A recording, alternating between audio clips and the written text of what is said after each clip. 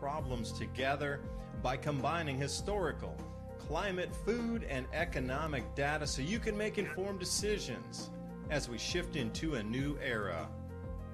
Here's what was, this is what's coming. Our world is never going back to 2019, so what will the new era look like? And most importantly, what is immediate that will affect the pocketbook and the outlook into next year so we can all get ready? Thank you for joining. I'm your host, David DuByne. And I do welcome you this morning, this afternoon, this evening, wherever you are on this beautiful blue planet. Take a breath to celebrate existence and you being so privileged to experience the changes that we're going through. I heard Mike Adams earlier talking about his grandma was 104 years old, or was it 109 years old? I can't remember. It was over 100 and it was extremely old.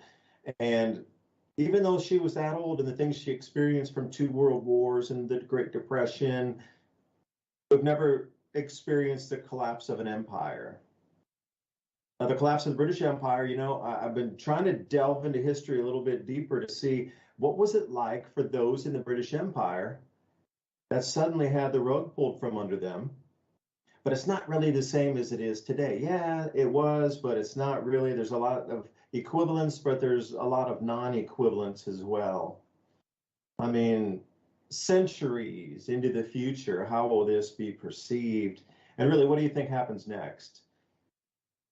Because I went into the bank today and had such an interesting conversation with a person. I'm not even going to say which bank. I don't want to get anybody at all involved in trouble on this. But I was talking about the Fed. It was with a credit union, and they are doing the NCAU insurance versus the FDIC insurance. And, it's covered up to $250,000 also. So I was asking, if it goes under receivership for the Fed, how many business days do you anticipate before you could come back in and get your money out? And she knew what I was alluding to because she already knew me from before. And she says, point blank, if we have any money, if we don't, and we get our money from the Fed and we order it from the Fed, if they give us the physical cash, we will allow you to have your cash. But if we order it from the Fed and they don't have it, we simply can't give it to you. We'll give you a cashier's check, is what the answer was. And I thought, okay, that's interesting. Where would I cash a cashier's check from a bank that I would do my banking with that I normally would get cash from? Is that like a loop-de-doop there? I get a cashier's check from a bank that's uncashable. So anyway, these are the kind of things that we're moving into. So I'm right here with Ransom Godwin tonight. As always, DJ, what's happening? Ransom, I'm glad you're joining me. There's a lot to think about. What is the next? What do you think's next? I mean, it's really hard to look at the world right now and not see that something is on the horizon as great as COVID. Like, when COVID first arrived and people were like, oh, this is getting serious. Oh, whoa, this is serious. Oh, wow, this is really serious. Oh, well, life changed. I think we're going to be something like that. I remember that day sitting watching the news when President Trump said, we're going to cancel all flights, no flights in from Europe at all. Boom. And you could hear the breath just go out of the planet, right? I think we're nearing something just like that again, but on the monetary side. So I don't know. Welcome, and it's going to be a good one. Storm clouds are gathering, my friend.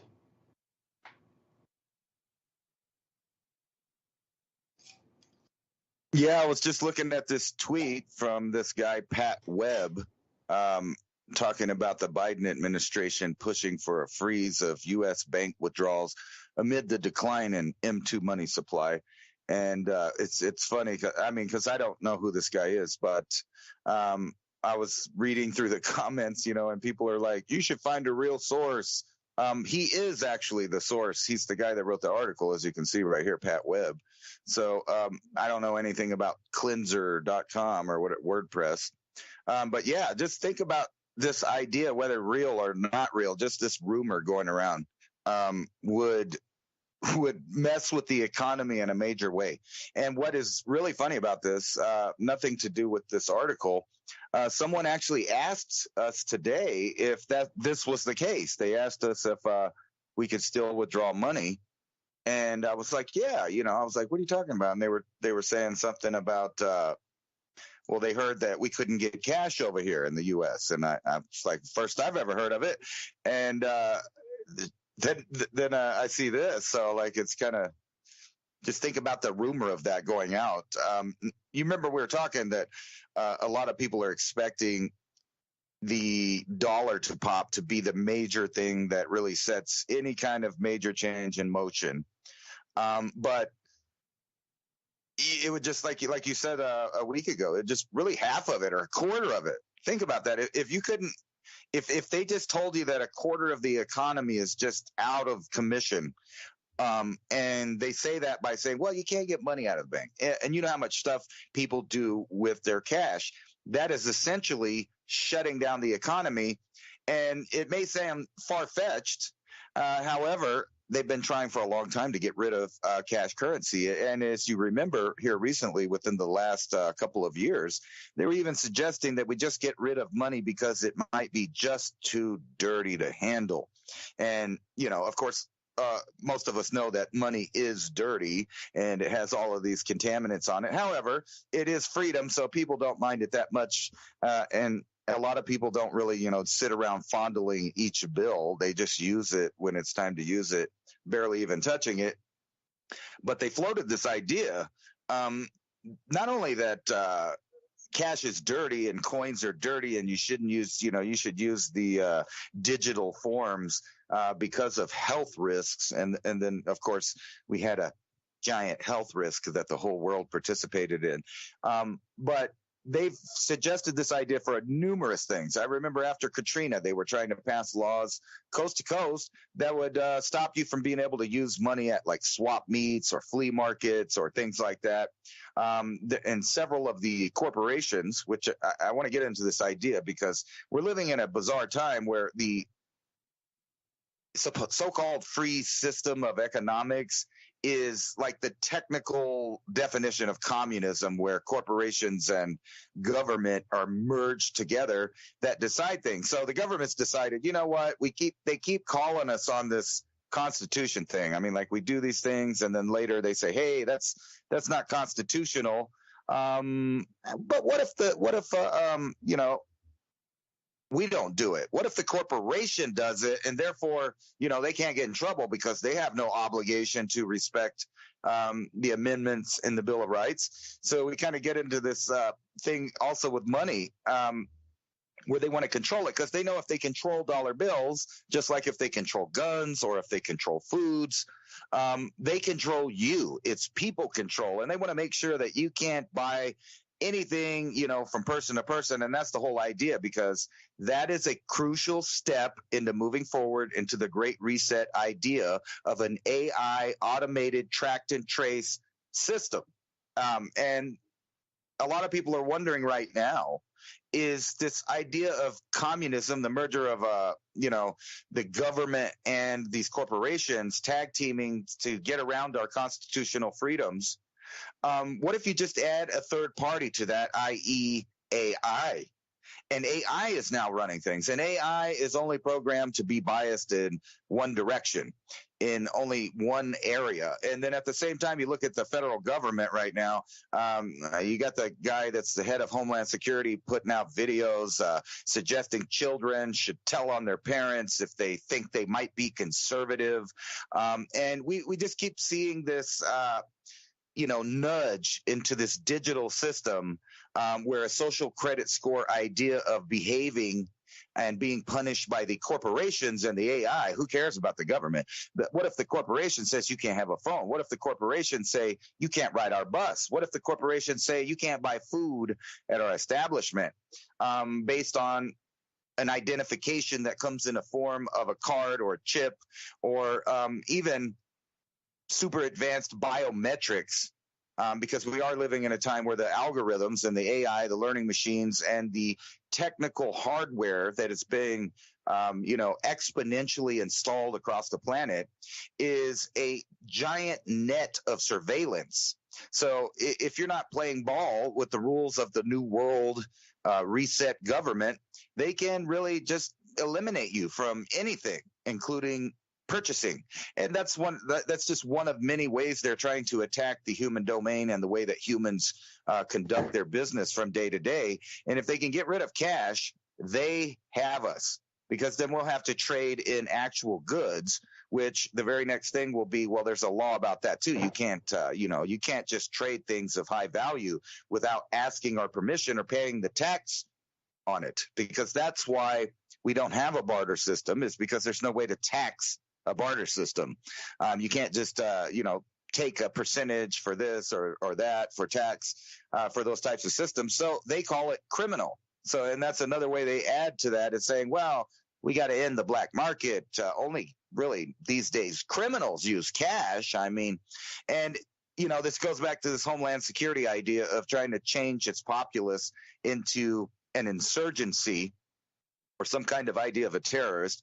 This has been going on since they first formed Homeland Security, where, there was a time where they said that paying for coffee with cash is very suspicious. Wearing a backpack, missing a finger, if you got a tattoo, you wear hoodies, you got bumper stickers, just mundane, all-American things that people have done for decades in this country are now being turned around and being called some kind of,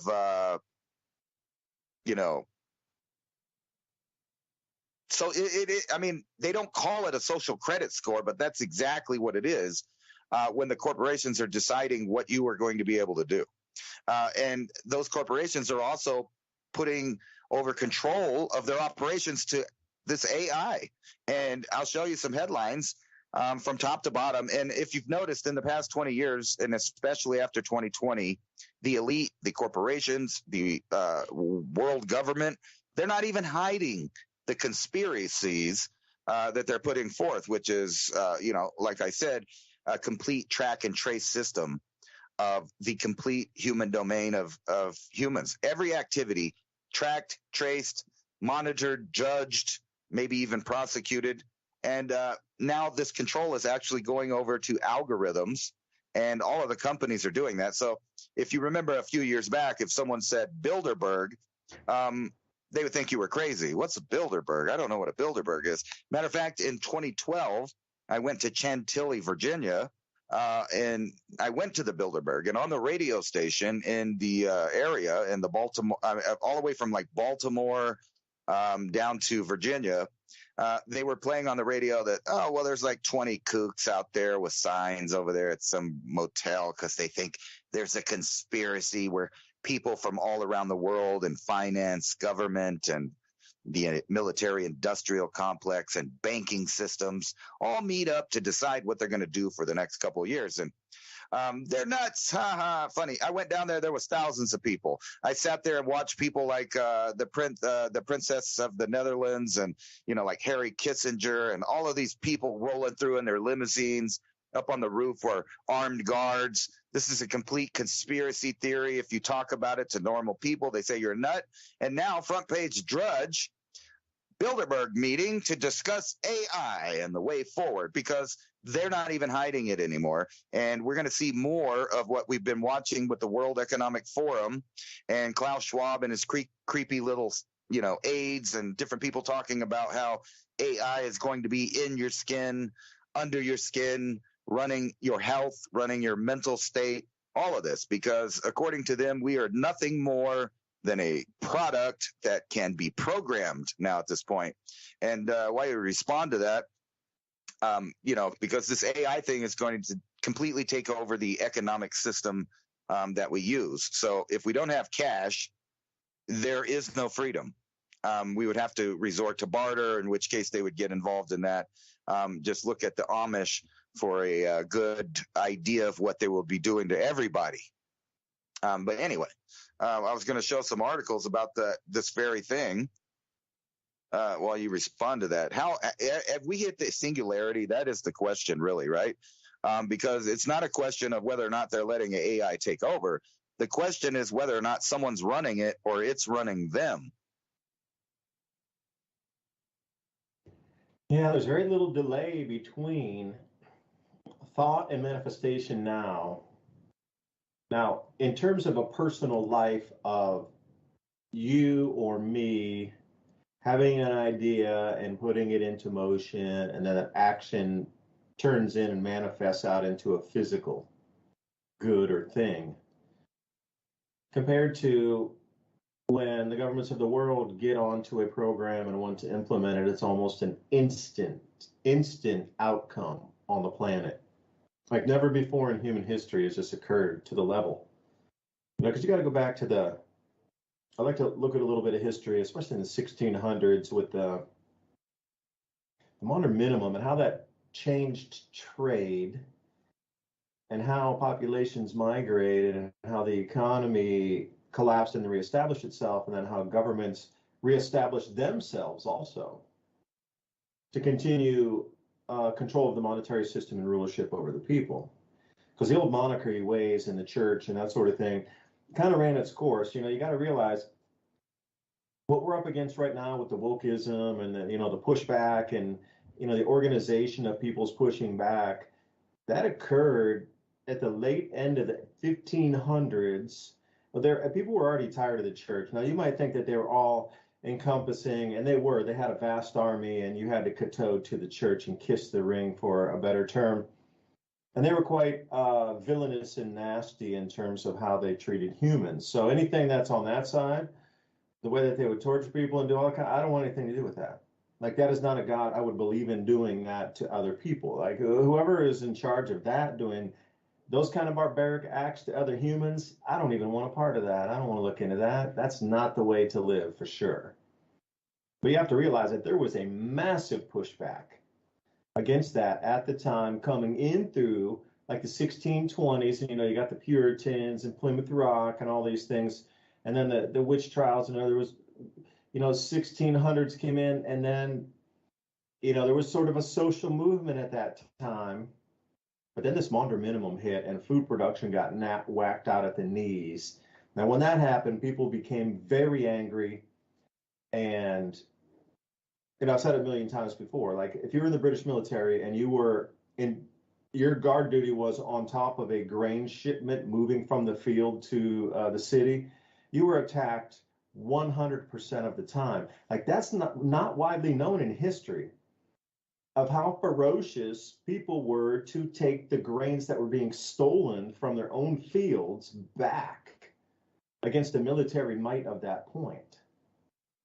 So then it got into the starvation drove people to do acts and behaviors that were so far unthinkable that governments of the time had to start to respond and behave differently.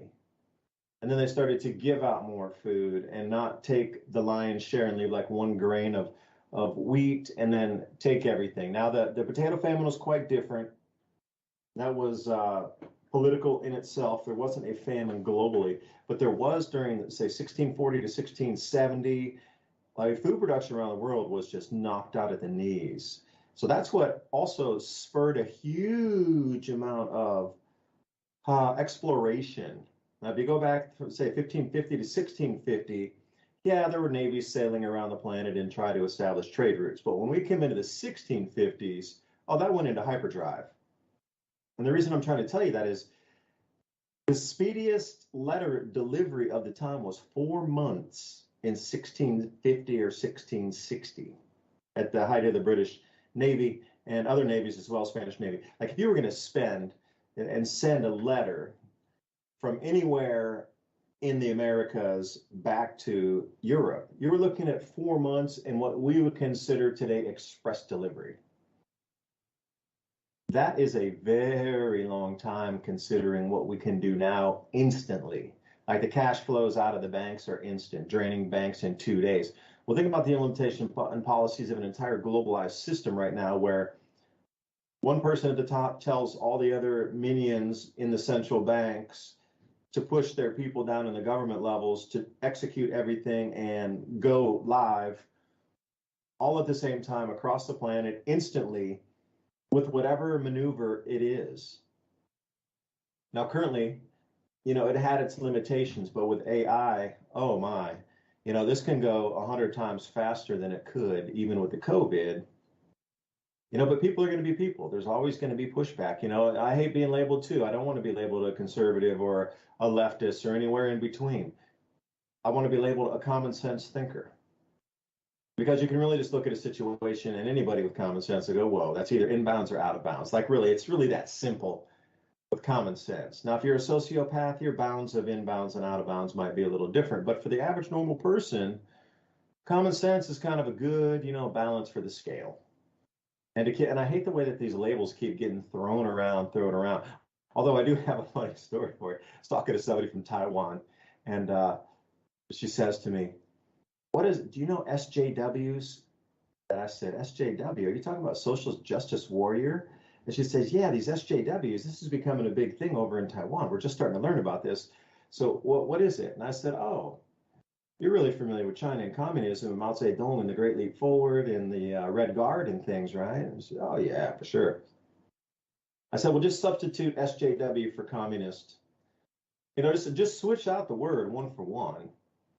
And if you look at Mao Zedong and the playbook that they got into for the Cultural Revolution to move mass amounts of students that thought they had nothing else to work for, there was no hope, this bourgeois society, after the war, there was no, what are we going to do, just be farmers? No. Mao had rallied the underclasses. You got to go back in China. I mean, it was really, really, really poor. Even into the early 1990s, I mean, it was still one of the poorest places in Asia. They had not really, you got to realize, because go with me, 1960s, Myanmar, Burma, produced more rice and exported more rice than China did. Now, you got to think about that. Myanmar is just, we could probably put like 50, maybe more Myanmars inside of China. And they exported more rice on the global market than China did in the 1960s. Like, that's how far back, they barely grew enough food to feed their own population. Like, it was behind in the agricultural revolution. But the whole way to move people, it's everybody else's fault. Look at them over there. So I was laughing when she said, SJWs, have you heard of them? What are they? And I was like, sit down here for a second, which I thought was funny because, you do look at the world and the singularity seems to be all encompassing wherever we go. It doesn't matter how it's disguised or repackaged. It seems that movement to the red, and I saw a bunch of climate articles the last few days with some protests and this, that, and the other. Everybody had red hats on, red armbands, red insignia bands, and all their signs had red lettering. I was just looking for the sickle and the hammer in it somewhere, it was that kind of red, that anything with those red movements, like the color movements. But I thought, sheesh, they're pushing it. They're pushing it all over the place. It's the exact same MO going down the same exact road and highway everywhere across the planet now. So once you get that into, and you can kind of frame that in and get that in focus, you start out, what, is there a lack of labor supply now? Are there not enough highly skilled people on the planet anymore? Are we just going to go back to an agrarian society because everybody who had education, nobody followed in their footsteps, and now those people have retired or have mysteriously passed early, and there's nobody to replace them at such numbers that are unfathomable that society's literally stopping. So if you reframe it and refocus it at that point, and we're coming into food shortages from, like I say, mesospheric ice crystal clouds, the grand solar minimum, and all these things layered on top of each other, how would you move a society? Well, the only way is to take it backwards to feudalism and communism for one-to-one, equal, all these things, at least in their opinion and eyes. They don't think there'll be any innovation. And once AI starts to run everything, if you think that humans communicating with each other on a global level of, one overseeing body tells the rest of the governments what to do, and then it takes a few takes us a few seconds, a few minutes for that to process and push it on their citizens. Wait until AI does it in like a blink of an eye. And if it's in control, everything else will be controlled within literally a fraction of a second. Everything will be implemented, and as soon as I can say it's implemented, it's already implemented across the entire planet at that speed. If AI continues to stay in charge and get more and more control of. But then what do you do with the humans that are left? You know, that's the question. I don't know. I don't have a lot of answers right now. I know where we're going, and it's gonna require you to grow some food, and you're gonna have to start trading, I think. But again, you know, it's a time to put in what are you gonna trade for something else. I was with a guy earlier, and he's building my neighbor's deck right now, wooden deck. But my neighbor knows how to do some welding, so they're going to trade hours of time. So whatever the time is for him to build the deck, they're going to trade off a certain number of hours for welding to repair stuff. So he's like, yeah, I got a skid steer, I got a bucket broken, I need it welded. Well, he's helping him build the deck. So, you know, that kind of time bank trade is where we're going to need to go. But who has a skill that's going to be a tradable? Like welders, they're going to be in high demand. Carpenters, they're going to be in high demand. Gardeners, they're going to be in high demand. You know, but, you know, anything with medicine, dentistry, that's going to be in high demand. Anything that can keep your human body moving and functioning optimally will be in high demand. Everything else, like litigiousness in this whole society of, I think the lawyers are going to be taken out on purpose myself, because I don't think there'll be much litigiousness left here in our society moving forward. After AI takes over, it'll be like, I'm the judge and jury. We don't need those people anymore. You have to think about what other levels or segments of society will be non-needed. I mean, literally non-needed in the world we're moving into. I mean, there's a fair list of them. And lawyers would be right at the top. And everybody always jokes about lawyers and bankers. We don't need them. But they would be relegated to the dustbin of history. Like if you rock up to a farm and they go, yes, I'm a lawyer, I'll trade you. What, dude? All the contracts can be written by AI. What are you gonna trade me? Like that kind of skill. Once that person realizes that they have no barterability, then what? I mean, the only thing they can do is try to talk a community and weasel their way into a community and start like trying to separate it using big words and getting people to infight amongst each other and try to settle disputes that they started themselves. I mean, that's the only thing I think lawyers would be good for moving into it. Otherwise, unless you're willing to sit out, you know, with me in the field for eight hours in the hot sun and plant some trees and do some things, I don't need them. Just really don't. So, Ransom, I was trying to answer the question. Yeah, it does seem like the singularity is, I think that AI is going to make it happen faster. So I was trying to wind a chapter of history that I know a little bit about, especially when you go back to the Dutch navies and you go back to even further back in the 1400s, especially when the Spanish Navy was at its apex. You know, you look at these little microcosm periods of, you know, who was there, the French Navy, the Dutch, the Spanish, the English. Everything was such a flash in the pan in terms of, you know, if you look at world history in 1,000 years, I mean, look at the American Empire. I mean, it's only been, what, really chugging along big since the early 1900s. I mean, it's already at its 150-year point. It's over. So where do we go from here? Really, where do we go from here? Like you said in the beginning of the show, like the country that we have, you know, the misnomer is, oh, we can save the republic, blah, blah, blah. No, you can't. It has moved and morphed so far over, it's going to have to be reestablished in a different way. Like to save it and pull it back to what it was, in the 1970s or some kind of glory period of the 1950s or 60s, that's never coming back. So it's already broken. You got to think about Humpty Dumpty, fell off the wall, broke, tumbled down 2 cliffs, got smashed by a train, and then I got put into a blender, and then, you know, what's left over is the powder. So what do we do with the powder? We're going to have to try to put that back together and reassemble it into something new. And this whole thing about one loaf of bread for you, one loaf of bread for me, bro, I grow the wheat, and you're going to do what I say if you want to get your bread. Because all these communists running around going, you have to share just because you have more. No, I know how to grow the food. I have the machinery, I have the fertilizer, the seeds. I don't have to share anything with you just because I have it. This whole movement of world into this entitledness of you have more, I'm starving, or you have more, I'm poor, or you have more, I'm this, or you have more, I'm that. I don't care. You didn't work to get it. You didn't work at all to get it. So the indignation of you being pitiful to come up to him and say, you have to give me something because I don't have it. No, absolutely not. The only way you're going to get it is if you trade something for it. And today, like I said, the skills, I'm going to be none too kind during this time. I mean, I do the videos and I try to really share a lot of information, and I'm still just astounded at like maybe 10% of the population after all the COVID we went to, maybe 10% has even gotten ready. Like that didn't wake people up. And this whole banking thing and people still aren't awake or even, oh, no, it's going back to normal. I'm just, I'm at the point, well, you know what? Y'all didn't get ready. You had 3 years, 4 years, whatever. And now we're coming into this whole thing here and you want to get something for free? You're insane is what you are.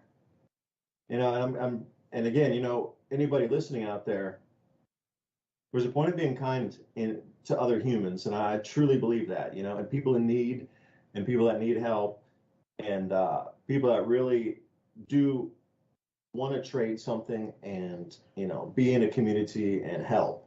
I get that. I totally am with that. I will help them every time I can. But somebody will walk up and go, you have more food than me, you have to give it to me. That's a no-go, man. That is a 0% chance I'm going to give anything at that point. And with that kind of tone and attitude, like, you're just going to have to give me food because you grew it. Yeah, bro. I don't think so. Remember the land, your house in Tennessee starts at the border of your property. That's considered your home, your domicile, your castle. So if you're going to look at castle doctrine, which is a good thing for everybody to look into, and I highly, highly encourage you, you need to understand your castle doctrine laws within your state. Every state is different. It's just we are very lucky and blessed in Tennessee to your property, which is considered your castle, your domain, begins at your property line. Nobody has to be in your house. Your house extends out to your property line. And luckily we've got 25 acres. So if you come wandering over, you're actually in my house anywhere on the acreage. And that is by law in Tennessee. And anybody coming through the back forest, that's a problem. You shouldn't be there.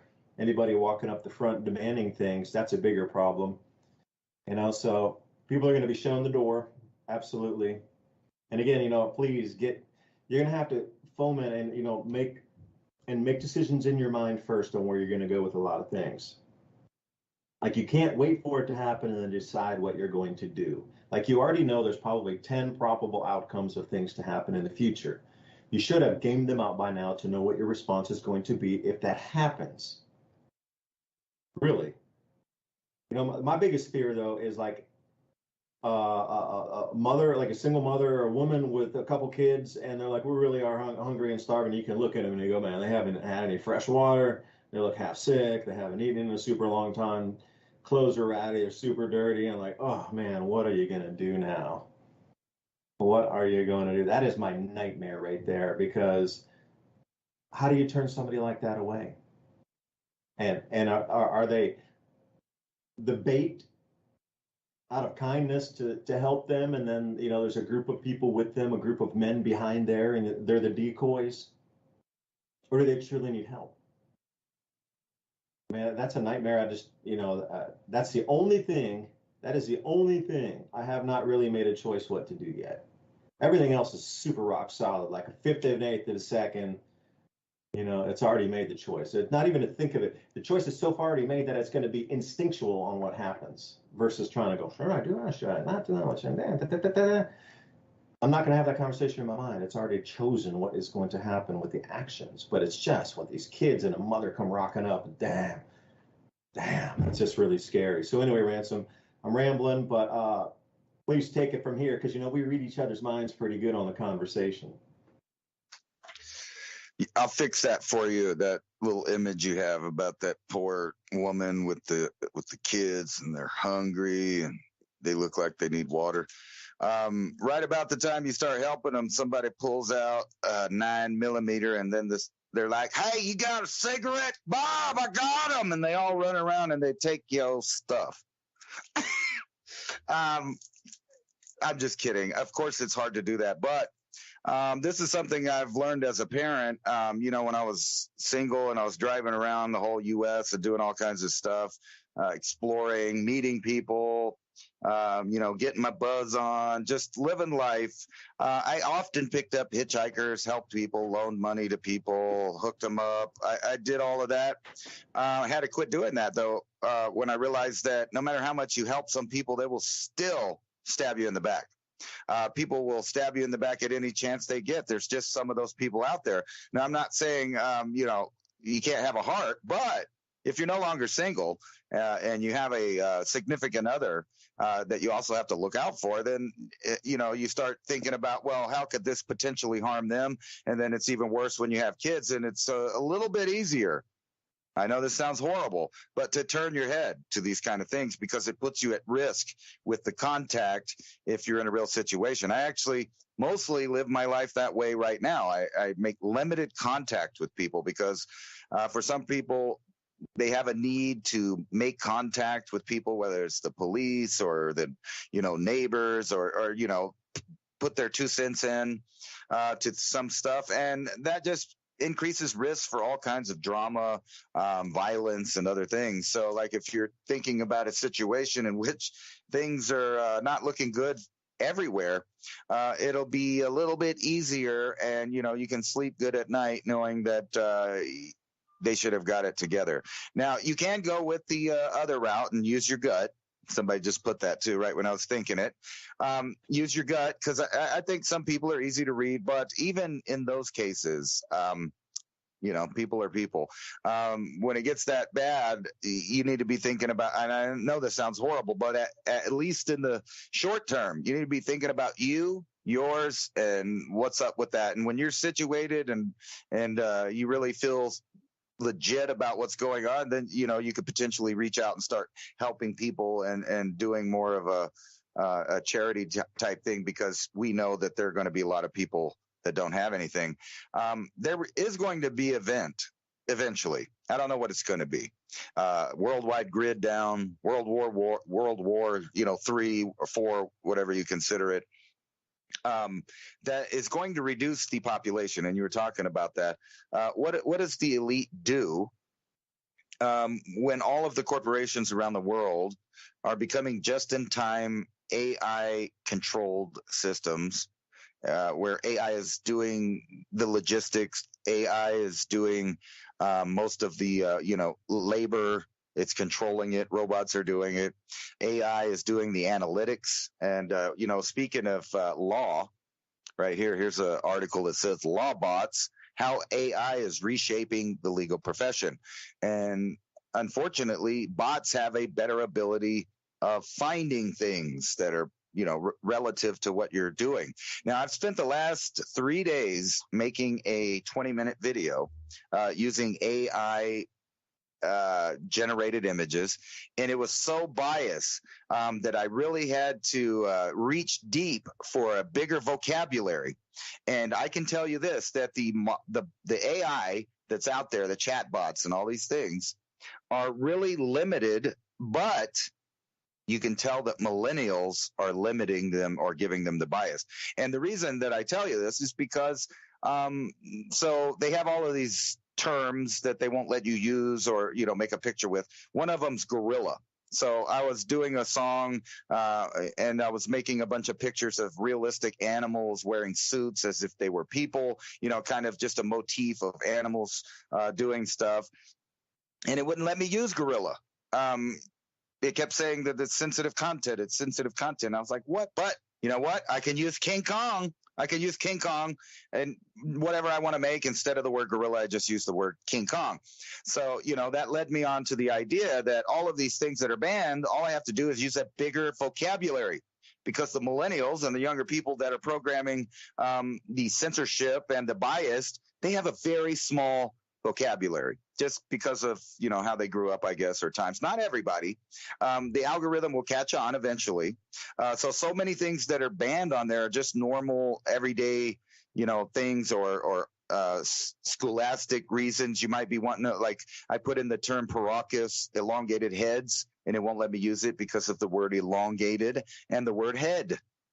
So the algorithm is actually a lot smarter than they're letting it do. So if you use a bigger vocabulary, the algorithm will go right around the censorship and make you all kinds of stuff, anything you want, just about. But it also has another algorithm that looks at the picture and judges it. So that brings me to my point now. As probably for the past 5 years, people have thought I was a little crazy because I told them that they are living in a Matrix style illusion. And the reason I say that is because part of the plot in that movie is that they kept mankind at about a 1999 era as far as technology goes, because human beings couldn't handle a blissful technological field existence. They would destroy it every time, according to the movie. So they kept them in this period of suffering. And I might ask you, not much has changed except for the little devices and stuff we use and the amount of AI that has infiltrated our life. So here's this article. So people thought I was crazy and blah, blah, blah. But here's an article from 2019, and it's talking about 13 mind-blowing things artificial intelligence can already do today. Now, keep in mind, I think what you see and what you get to look at is all older stuff, and it's really muffled or nerfed, if you know what I mean. They tone it down, they restrict it, they put a lot of bias on it, so it's hard for the thing to do that. But in other areas, it's completely let go. So let's look at the 13 things that they're talking about. Reading. That's not a big deal, but that gets into all of the jobs, like you were talking about, where lawyers and different people have to find things. Nope, you don't need them. You just need one bot. And if it's got enough, computing power, it can do all of the jobs of thousands and thousands of lawyers. There's summary bots, and intelligence bots that the military is using. All of these reading and analytical skills that it has, that's pretty basic. Most people know about that. Writing. And they put these very, vague and short, but you can expand on these. So writing, would you believe that along with professional journalists, news, and you can believe me now because this is from Forbes magazine saying the exact same thing that I've been saying. But basically it talks about here, it can just write. It can write articles, they write speeches, they write new movie plots, they can even write novels, all stuff that most human beings cannot even see the algorithm in it. They just can't do it. They can see. They're machines that have visions and they can see the world, analyze it, use visual data, make decisions about it. So there is a element of choice if they let them progress. Now you get down here, they can hear and understand. They understand speech. They understand gunshots. They understand all kinds of stuff, right? We're the one that's restricting the AI at this point. They can speak. Artificial intelligence can also speak. They can come up with their own things. People are getting so used to it and incrementalized with stuff like Alexa, Google Maps, Siri, etc., that they don't realize that the Singularity can surpass them because what they're giving them is silly devices out of this technology. Artificial intelligence can smell. It knows. So this is, all the dogs and, different things and stuff like that. They now have sensors that can smell. It can detect cancer. It can detect chemicals. It knows if you're sick. All of these things. Touch. It can touch. It has sensors, cameras, etc. Those are all basic things that we think, well, that's not a big deal. And they can move around. But did you know they can understand emotions? Because they have AIs that are very expanded at this. And matter of fact, the surveillance state and Homeland Security has invested a lot in machines that understand emotions so that they can pick out the outliers in the video using facial recognition and some of the softwares that detect different chemicals, pheromones, temperature changes, etc. Even muscle density are things that I've read about some of these things being able to do. It can play games. It can outbeat almost everyone. It can debate people. So it can sit online as real people and argue. It can argue with other computers. It can argue with everything. So keep in mind that they're putting this arguing, rapidly expanding, analytical, emotional, detecting thing in charge. They're saying it can create. And I actually think this is a little bit off. It can't create. What it can do is create a mix of everything it's been inputted with. So it's a great reflection of the sights, sounds, and thoughts of human beings that was inputted into it. But here's one that people don't really believe or understand or can't put together, that there are all of these different technologies we kind of ran through real fast, mixed with this one. Read your thoughts. This is truly mind-boggling. AI can read your mind. It can interpret brain signals and then create speech. And I've been telling people this is old technology. So they absolutely have machines that can look at you and know what you're thinking inside your head. This is not a joke. It's not sci-fi. This is real stuff. And then you look at some of these, other things that are going on in the world, which would lead you to believe that the singularity has already happened. Like this, AI deciding what people's body should look like. AI deciding, or this is ex-Google chief warns AI will view humanity as scum and create killing machines. That's sci-fi, but with something that can choose and study and have emotions itself, because you would think that eventually understanding emotions would allow you to have kinds of empathy, if not a digital one, but still an empathy of some kind. And then this right here, CNBC mainstream news talking about a secretive annual meeting. Well, it ain't too secretive if the mainstream is telling you about it now, but the secretive annual meeting attended by the world's elite has AI top of the agenda. Why is that? Because either A, AI is controlling it, or B, they're super scared of it because they're giving the reins of society over to AI and AI systems ran by corporations that are so vast and so big they now outlive the imagination and the ideas of the people that founded them. And they're just giant, basically governments. And these governments run our governments. And this is the reset. This is the one world government. It's ran by AI. And that's what they're meeting about, how to push it, how to use it, how to control with it.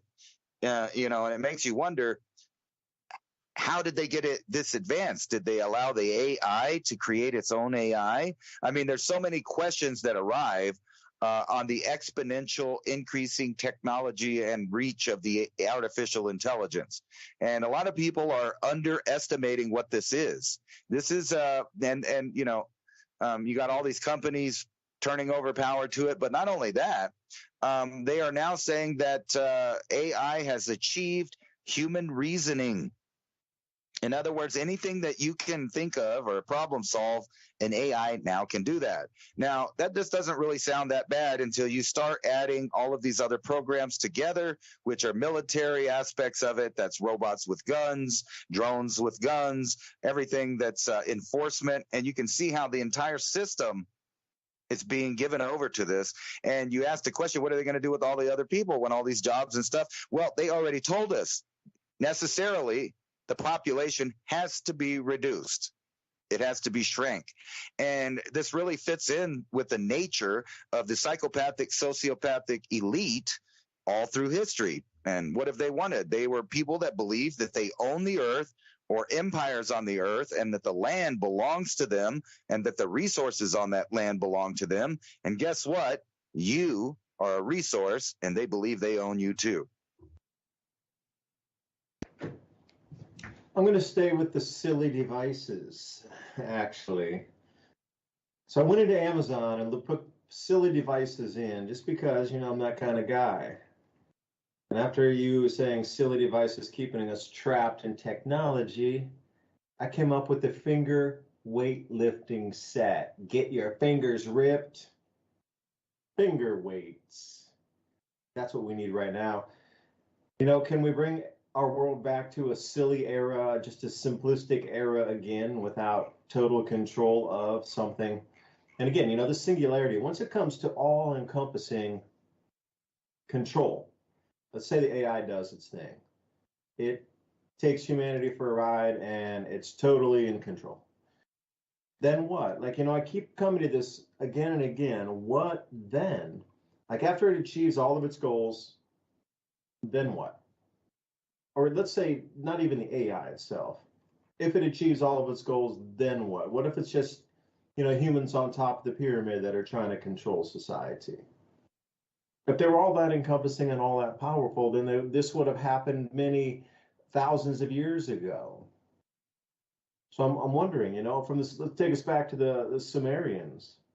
I mean, there was a group of people with advanced technology that just arrived out of nowhere and set up a new civilization with mathematics and complex writing systems and engineering and all these things that we consider completely complex civilizations to have out of nowhere. There was no trial and error up to it. It was a fully evolved system that just popped into the woodwork, boom, and here we are.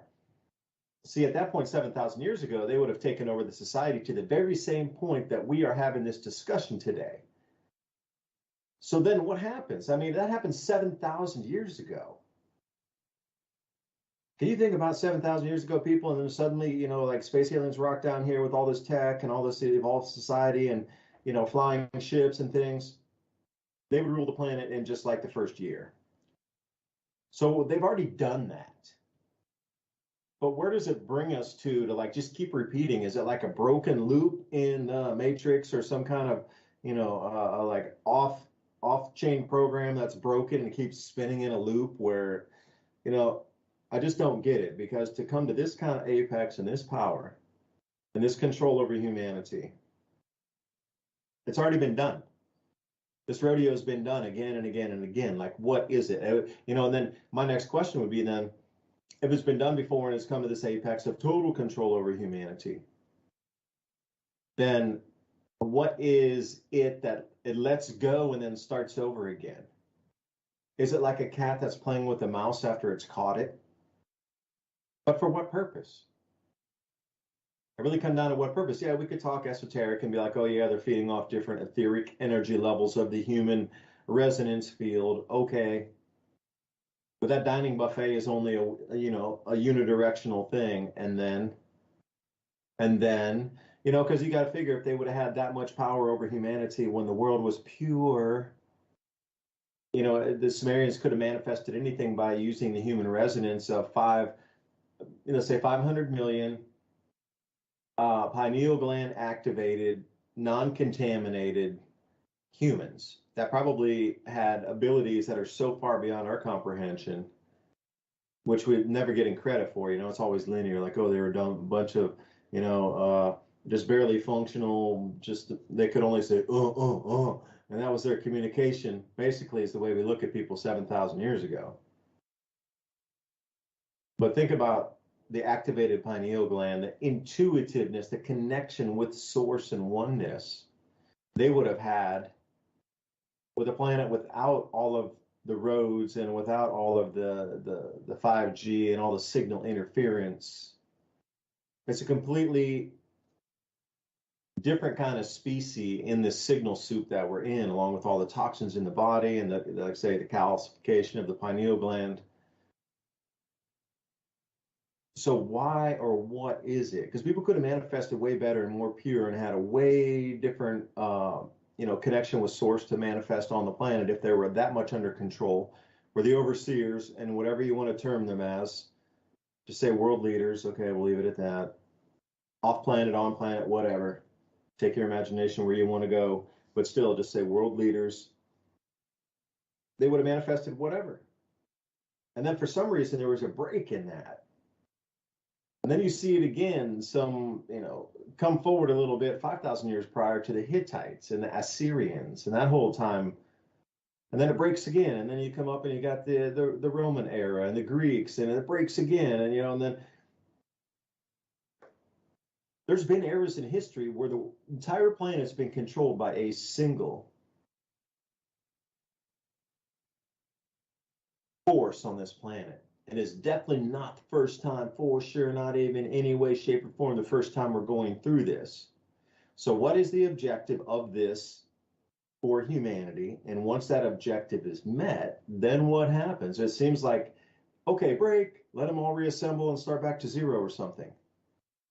Because like I said, this rodeo has been run, at least from my research going back 7,000, actually further back, as a pre-Younger Dryas and that exit out of the Ice Age, which were fully established civilizations back then when the ice sheets were complete.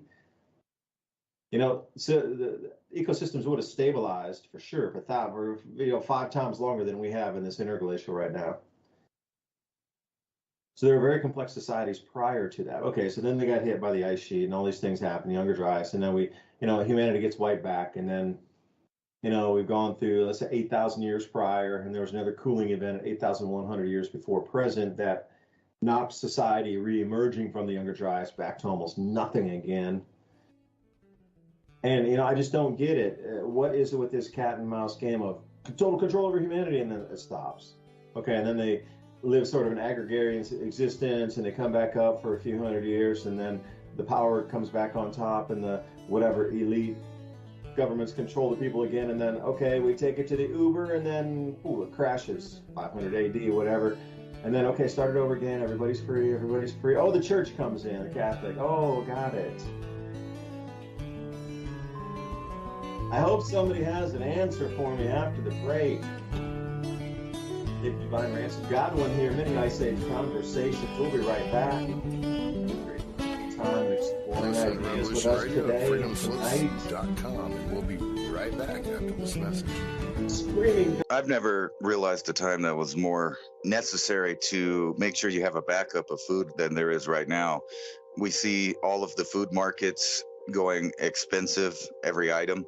And some of these items that they offer in these kits are approximately $1.50 to $2 a meal or serving, which is quite a bit cheaper than anything that you're buying now.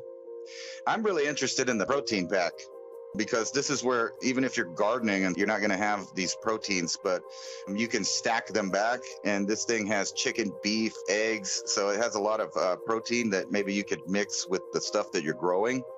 I'm really thinking that this summer is going to be starting all of the hard times as far as it is for people with food. So I think this, beyond any other time that you've thought about buying storable foods, is probably the occasion to give yourself some insurance so that when hard times come and the trucks stop coming, you have a backup plan.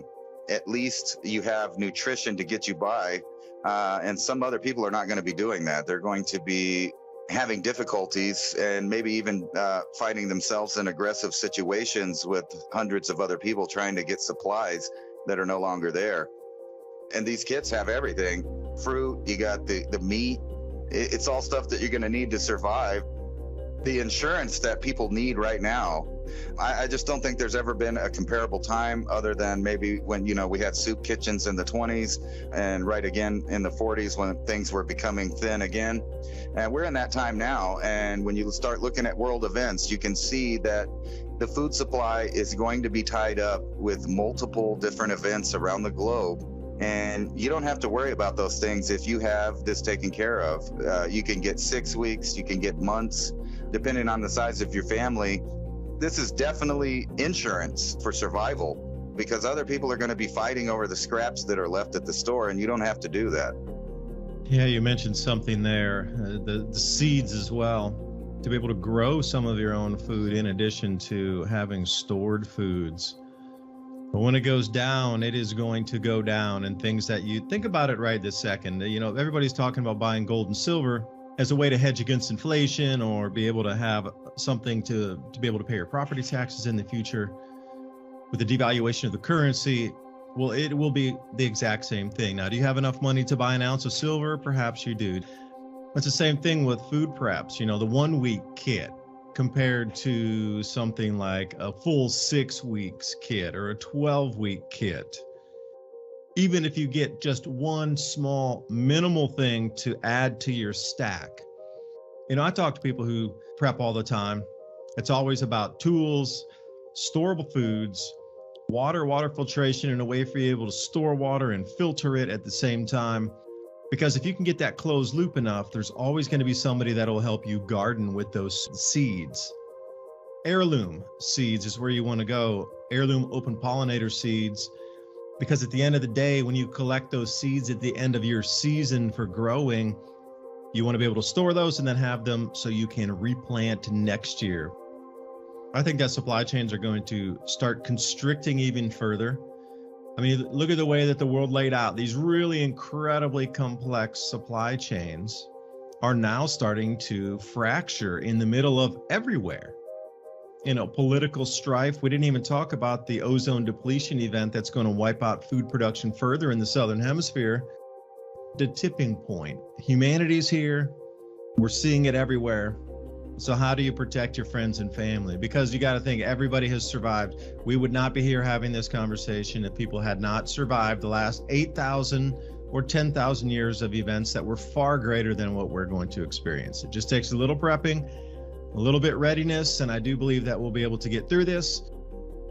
You know, when we're talking about these seeds and the storable foods to go with it, you're going to have to probably invest in both of these ideas. When you go through the list of the seeds that they give you, these heirloom seeds, they're the best type of food that you could possibly get or grow yourself.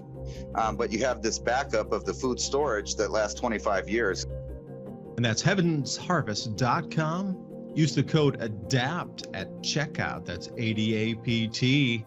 Take 15% off your order. Whatever comes your way, weather, war, whatever it is, you're prepared, you have security.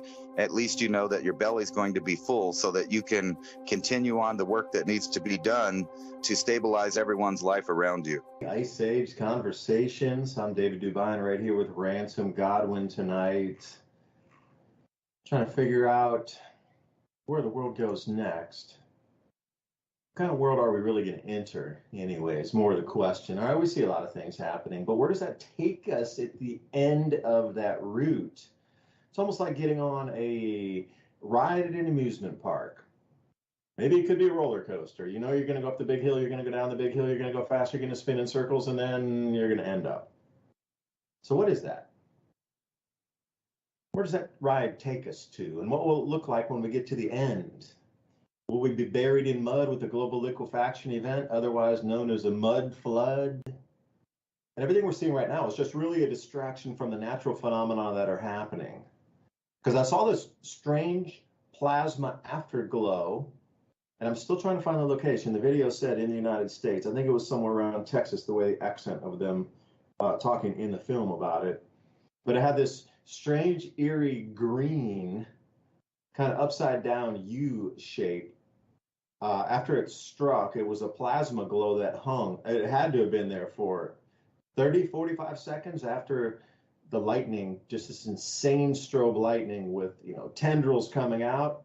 And as this ground to sky lightning went up, this plasma arc is the best time I could describe it. It was an iridescent kind of, you know, you think about glow sticks after you crack them open and they have that kind of glow.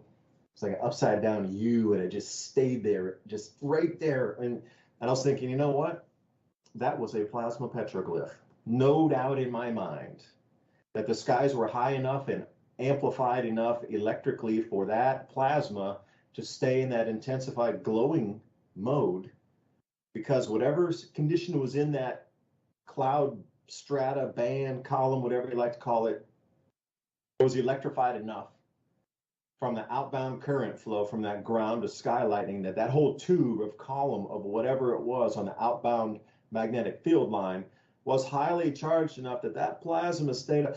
Lightning, usually it strikes and that light disappears. This thing was, it's a bizarre video. It's a bizarre one, just came out this morning. Is it that we've come to this point now where nature's going to take over?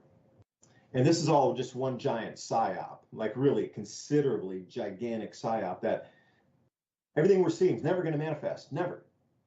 It's just in there to keep your mind not looking at the skies, to keep your mind not looking at the heavens, to keep your mind not looking at the natural phenomenon amplification of 5x, 7x increase in rainfall, the crop losses from the ozone depletion, from the onset of the record cold, by the way, anybody paying attention, the entire northeast states in the United States, parts of Canada, record cold today.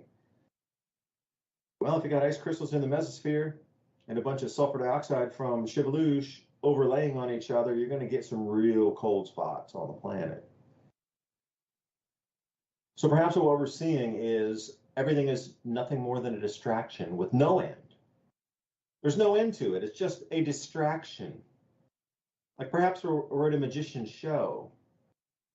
The distraction while they pull off some sort of trick is all we're seeing. And after the trick's performed, then the distraction's no longer needed.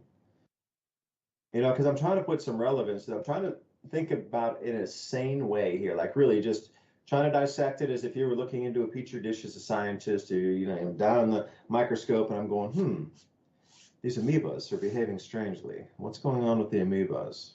Why are the amoebas trying to distract the cyanobacteria in there? What's going on?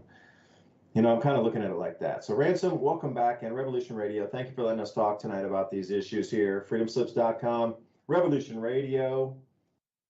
Please consider a donation right there, tab at the top, donate if you consider free speech. This will be one of the last platforms on the net that will be continuing to broadcast as we move forward.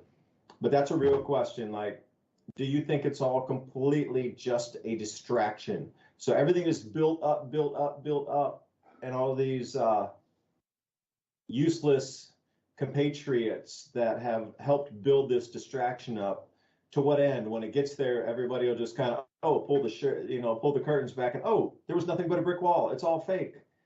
We just distracted you for 4 years. Oh, wait. Global liquefaction event, inbound, mud flood, my friend. Hey, welcome back, Ransom. Thanks for joining me for the second hour.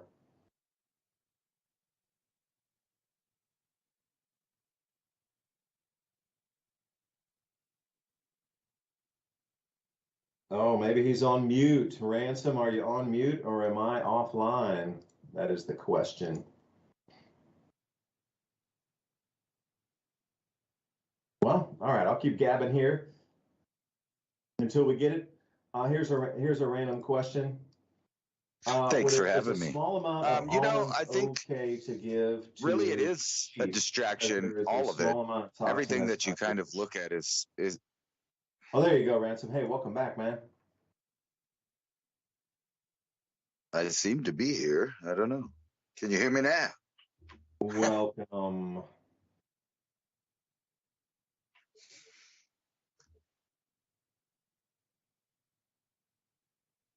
Oh, you faded out again. That's crazy. What's going on with the signal? What is happening? You signal blockers out there, stop it. It's my bad. I was still had the headphones on from the real radio broadcast, so I was delayed. Sorry about that. I forgot to switch headphones. No, I was going to say that I think it really is all a distraction in the way that they have a net gain zero thing. Like they don't really care what's going on with civilization right now, as long as they get their core program installed before whatever happens. In other words, something natural is inevitable to happen. As a matter of fact, what happened in 1980 was Mount St. Helens exploded. So we know just things happen. Tunga. Eventually one of these are going to hit around area where millions of people live, and that will be just one more tragedy or, that happens along the line of human civilization. And I have a kind of an answer to you about prediction. I think prediction is what it's all about. And you've talked about, maybe one of these other ancient civilizations might have had a hand up and might have been doing the same thing.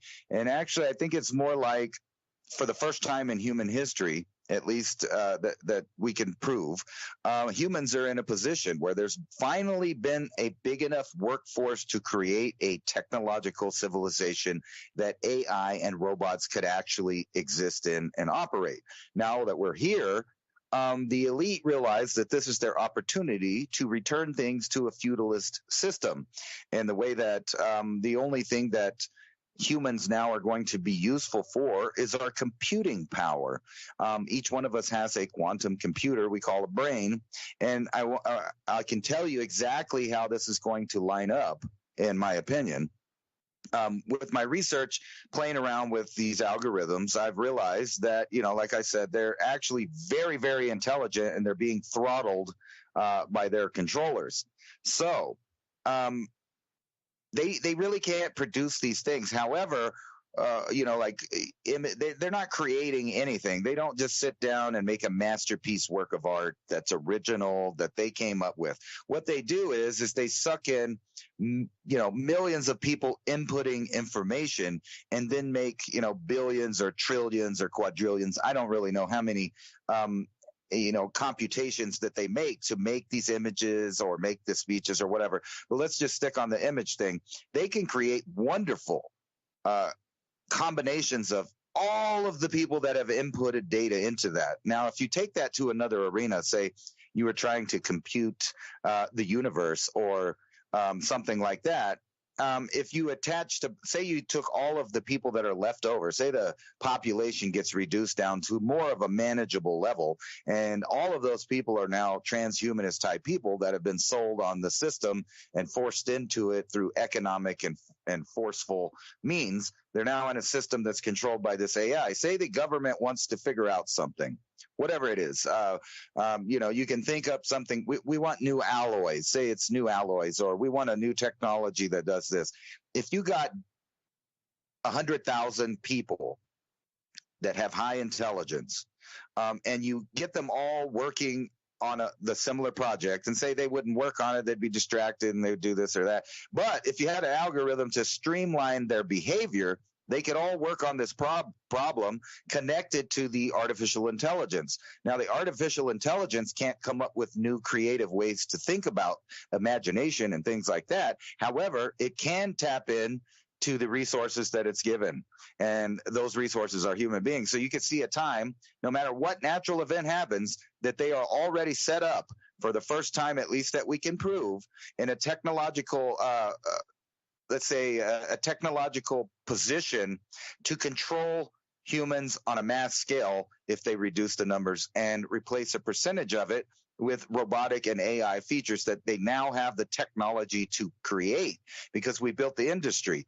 Now that the industry's built, there's no need for the workers that created the beta version of the industrial complex. Now it's a technological industrial complex on an algorithm of artificial intelligence and a quantum level of computing.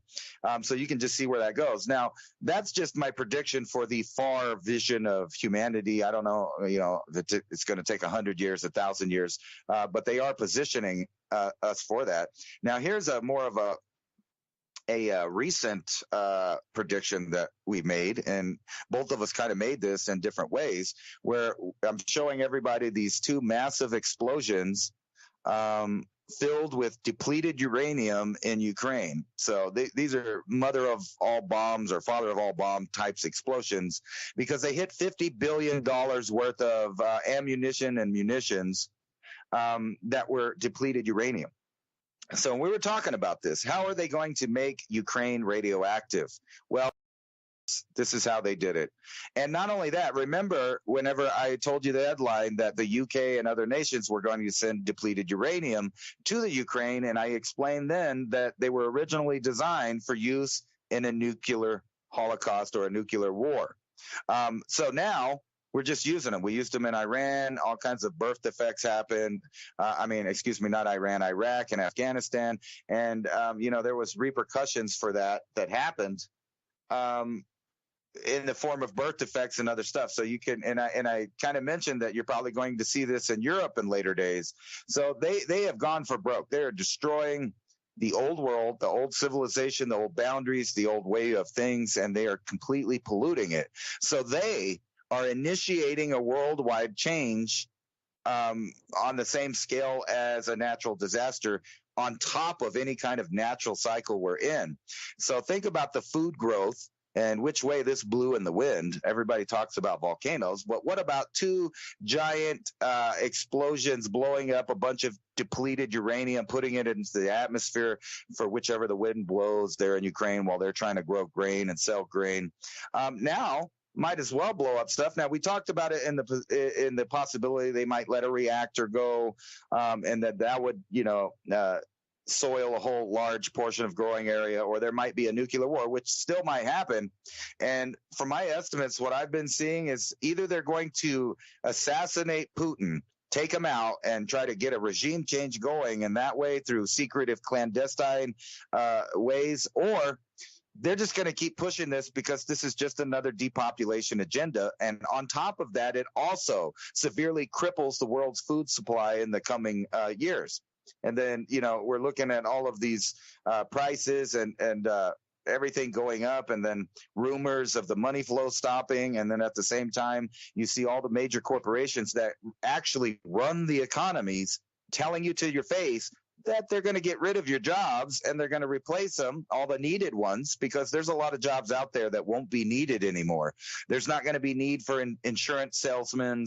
There's not going to be need for, like all of those kind of jobs in a future where the algorithm and the government and the nanny state control every decision you make. What's your need for insurance? Unless it's a forced product, they take out of your universal basic income. Hey, don't do that. How am I supposed to get my cricket soup for the day? That's very mean of you. I mean, I was bequeathed a caterpillar hamburger, quote unquote hamburger. But for you to remove my cricket soup, that is unacceptable. Totally. How dare you take away my universal basic income? Just because I wouldn't support Canada. The trutherist says no. I don't know what's happening with the planet, but the signs truly are everywhere, but it seems that we're missing them. What are we missing with this? Like, there's definitely something that's being overlooked with the way that things are moving over to the cashless. It's not about really the control of you. Okay, it is to a point, but then I'll bring it back up again. Okay, let's say it goes cashless, they control everybody, and the minute you say something wrong, then you lose. Okay, but what is the point of that? Because they could get the compliance any way, shape, or form they want. I mean, look at China. It doesn't really matter. If it continues on the road it is with all the unemployment and AI, everything's going to turn into China. Okay, the world's China, and then what? Everything's tracked, traced, monitored. Okay, and I'm going to come back to it again. Then what? Because I know we have been here before. Lost chapters of history abound. I don't know how many chapters of history are never, ever told to us. Think about, I got you. Jimmy was saying, hey, did you hear the Art Bell interview? AI had copied Art Bell's voice and is putting out new interviews and podcasts from Art Bell himself. Talking about AI. Interesting. But how many chapters, truly, we go back into history, how many chapters of history are totally forgotten? Like the Chaldeans is a good one. We're talking about the Black Sea. And at the same, they're 40 feet under the sea, 40 feet under the sea. 6,000 years prior, there was a civilization there called the Chaldeans. Now, what's so interesting about that is the jewelry that they had made was something that would require high rotation, high precision drilling to get what is considered the jewelry of the day. They made perfect spheres out of what we consider some of the hardest rocks on the planet. It's not diorite, but if you go back into Mohs scale, anything above a 7, they were, somehow churning into perfect spheres, anything equal that we could have done today with epoxy resins and different kinds of molds, etc. The precision was down just 1/10,000th of an inch in precision, but then the drilling in that. But if you go over to Israel, at the same depth of 40 foot in the water, we keep coming across these civilizations that are at 40 feet about 6,000 years ago. So what is it, and how is that sea levels had risen 40 feet in the last 6,000 years? I mean, we're absolutely not being told what is going on. Because I would encourage everybody to look at the Black Sea area. That is such an integral part of human civilization history. Like, for those of you who follow the Adapt 2030 channel, you knew that one of the places that I thought would be a safe zone climate-wise, not political, climate, would have been the Republic of Georgia, situated between the Black Sea and the Caspian Sea, continuous winemaking for 8,000 years. And we talked about Mount Ararat and the landing of the Ark in a couple episodes prior. But if you think along the entire shoreline, 40 feet in depth in water is the previous shoreline. Full cities, underwater, castles, what you consider fortifications, coastline areas that had been built up with walls are now 40 feet underwater. Not really that deep for scuba diving either. This is why they try to put a lot of it off limits, so you're not even allowed to dive anywhere because you might find something unexpected, not through the gatekeepers. But that 40-foot level seems to be another major area. So, the way I was looking at it was, okay, we come out of the Younger Dryas. Sea levels had been rising because we were coming out of the Ice Age, obviously. But where was this stoppage of sea level rise that allowed vast civilizations to rise at 6,000 years prior? And then obviously they had trade, they had everything. The coastlines were stable enough for them to have 1,000-year cultures.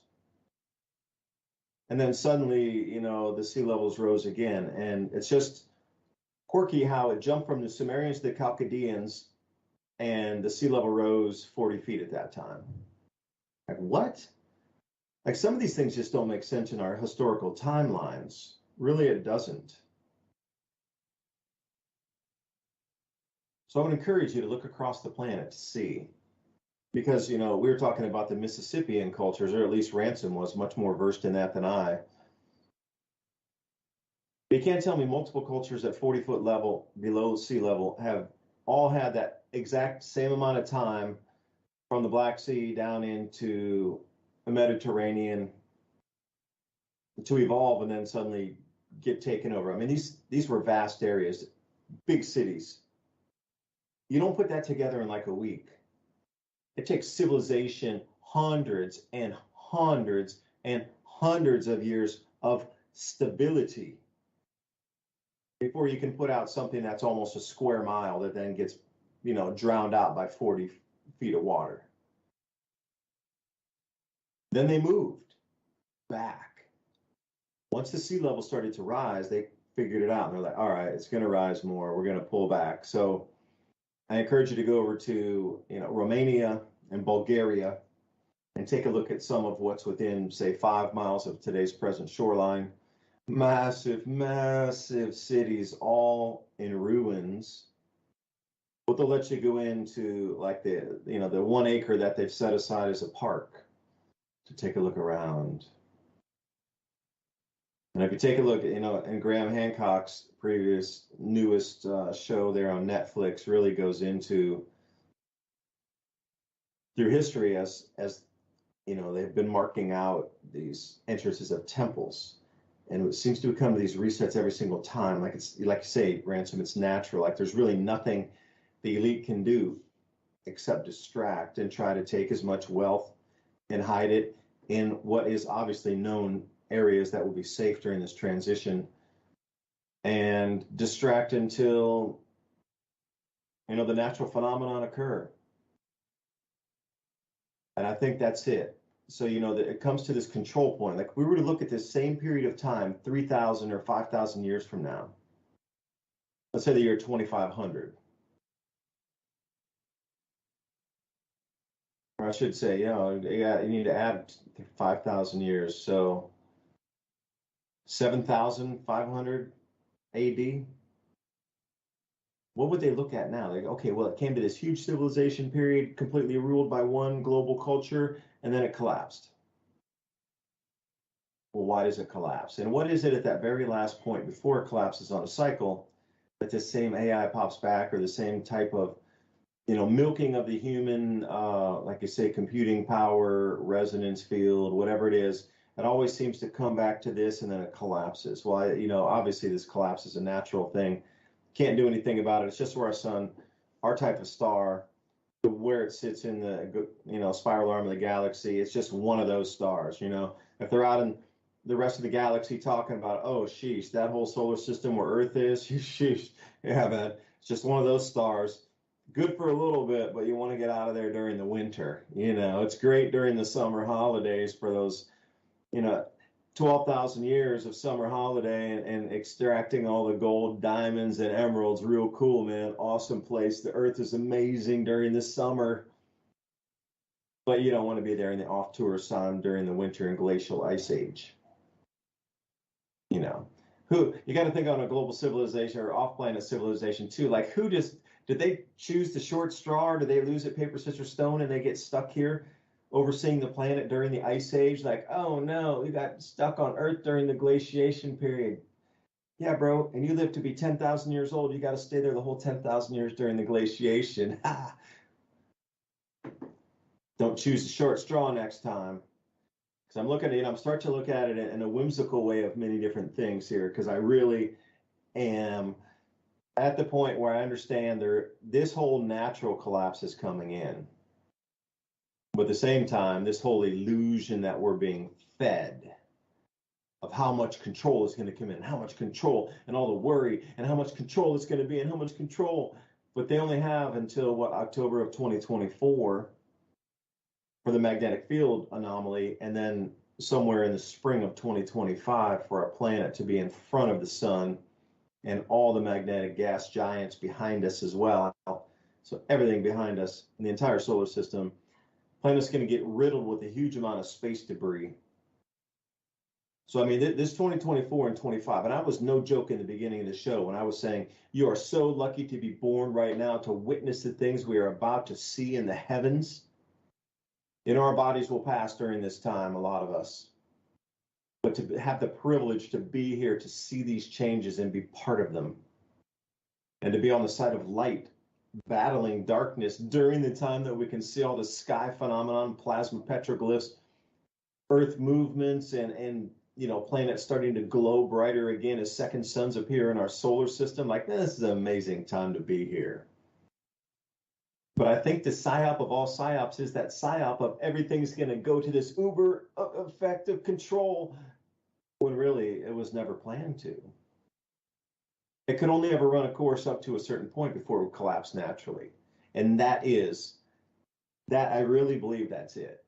That we should live our lives free as much as we can and weave through the cracks, because they might try to lock people down and keep them in human zoos for a minute. I mean, you got to think about it. Okay, come through. We have a global liquefaction event. 50% of the planet is covered in 10 to 20 feet of mud. So, you know, if you were on the first floor, the mud's going to be on the third floor, and you're going to need to break a new front door in on the third floor for 50% of the planet, which means almost all of the infrastructure is gone. Okay, there's going to be human survivors around them. What are you going to do? Tag them like cattle and put them into a zoo? 15-minute city? So I did a whole presentation at Alternative View in England talking about these 15-minute cities. Don't be afraid of them. If you're stuck in one and you just random happenstance get locked in during all these natural changes, that's where they're going to try to put people that are survivors in certain areas back in these cities. So they can't set it up like that and say, you know what, we got a global cataclysm, mud flood event, global liquefaction, and a pounding by a huge amount of space debris coming in for 2024 and 25. We're trying to set up these zones where if there's any humans left, we can keep them in these areas and feed them and house them. Population will be greatly reduced, but we're trying to set up these areas now. So when the cataclysms come, the survivors will have a place to go to. Like, how do you sell that to a planet? You don't. You put it under the guise of, oh, there's 15-minute cities, they're going to be trackable. Oh, they're going to have to do this. Oh, the AI is going to look at you, your facial recognition, and that plays into the whole thing about, oh, they're going to perpetually track and trace everybody. Well, they can only go so far from here. Like, literally, we're fifth of an eighth of a step from being completely controlled across the planet. They really can't go any further than that. After that's accomplished, there's really nothing left to accomplish after that for these globalists. Nothing. They're at their own end game at that point. There's nothing left for them to do except sit there and, like, you know, watch a bunch of people move around and nobody talks ill of anything, and they're completely, you know, complacent and docile. And okay, we got a society of sheep that we can track in real time. Okay, everybody becomes a sheep. You're going to learn quick, like what you can say or can't say. You're going to get your food, maybe not. Okay, and then, okay, and we're at that world. And then, nothing. You're at that world, and then what? And then it's run its course to the very end. And there's nothing past that. You want to talk about a singularity. Once you hit that point, that is truly it. There's nothing left to do from that point. I mean, they've already accomplished every single goal of controlling humanity, and then there is nothing after that. That's the illusion. But during that time, up to some variant of that, the natural cataclysms come in. And you got to think about everything that we're being taught right now about tracking and tracing, controlling, rationing, digital currencies, universal basic income, etc.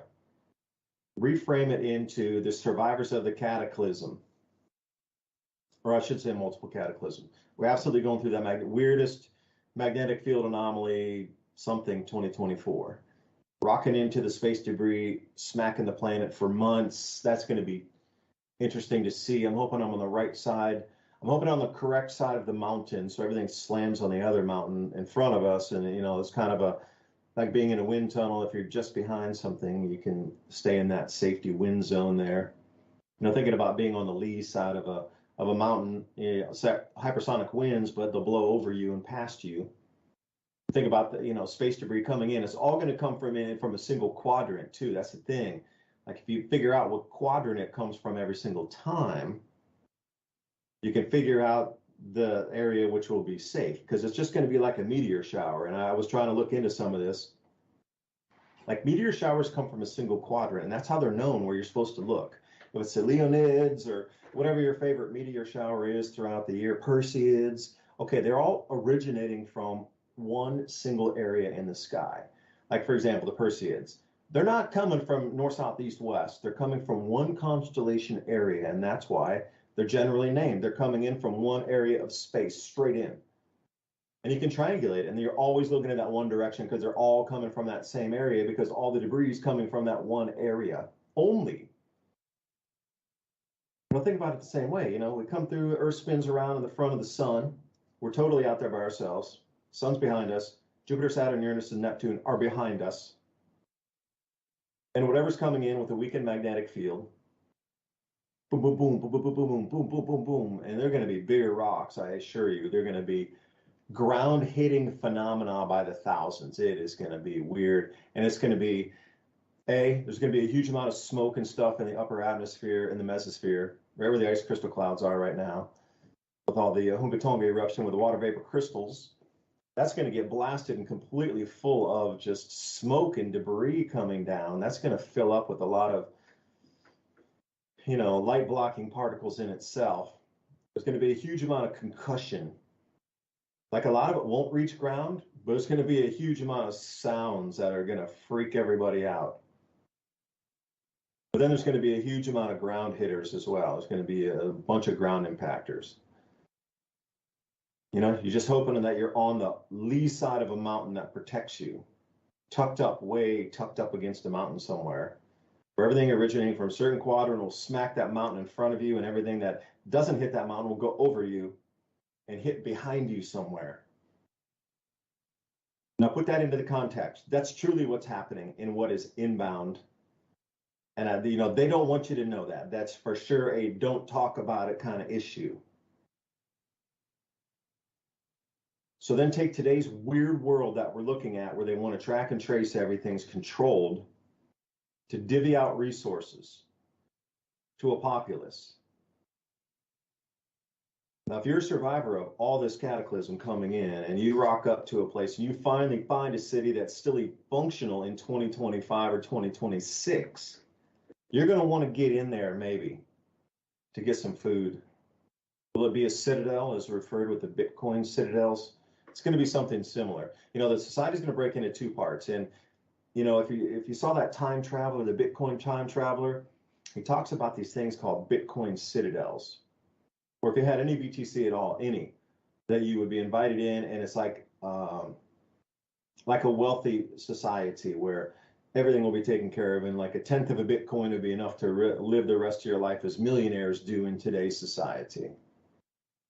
But then on the other side of it, think like Buck Rogers or something. On the outside of the walls, you're going to have these track and trace 15-minute cities. You'll still be alive. They're human zoos. This is the future that we can only go to. That doesn't go any further than this. And maybe that explains why we come to this point every time in history where we ramp it up, humanity's controlled, natural cataclysm knocks it back, and there's survivor pockets. But it seems that these survivor pockets are the things that bring humanity back again with the same knowledge again. So, you got to look at it in a teeter-totter fashion here. Like, how do you sell that to a planet? You can't. It's the same thing I was saying from originally when I started doing my research on the grand solar minimum about 2013.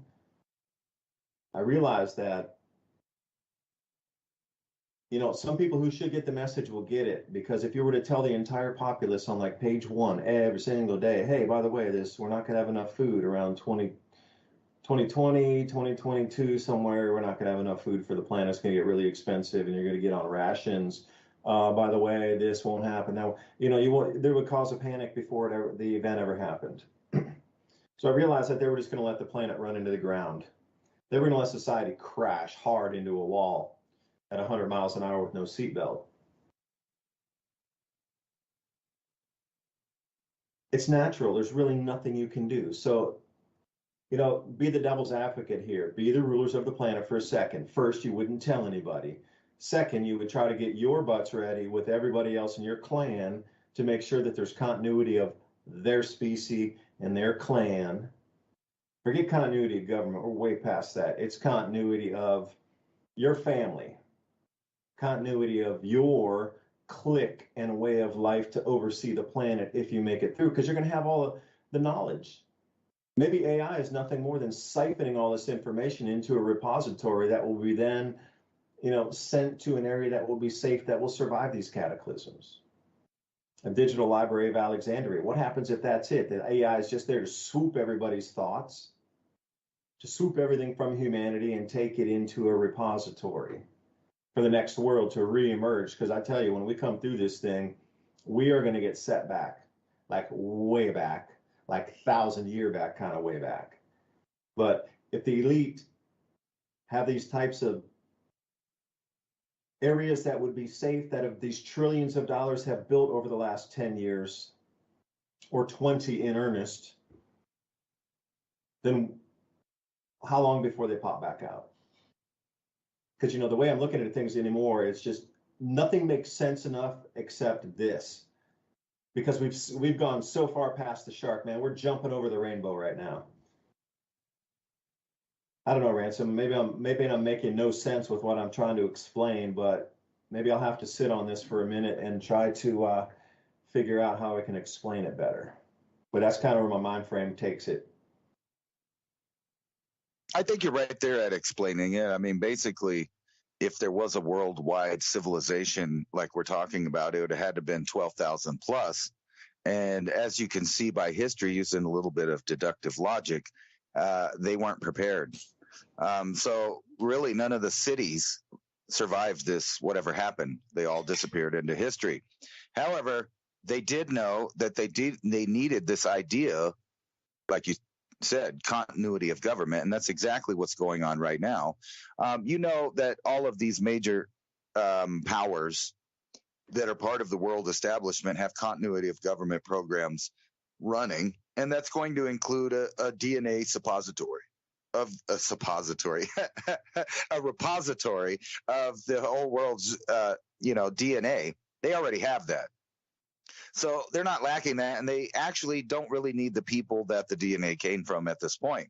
Now, if last time everything was reset and it went into utter chaos and it took us 12,000 years to get back to a, sophisticated civilization that's technological, we would also know that it's going to be reset again. And this time, obviously, they're planning on that. But, they're planning on it in more than one ways. And one of the things you were talking about is, all of the information. Well, that information is disappearing faster than it's going on the internet because of lack of space.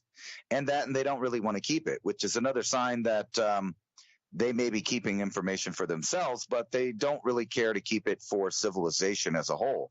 The internet's memory is fading in front of us preserve what you can. This is an article from Microsoft talking about how some of the major corporations just delete inactive information. So it's not there anymore.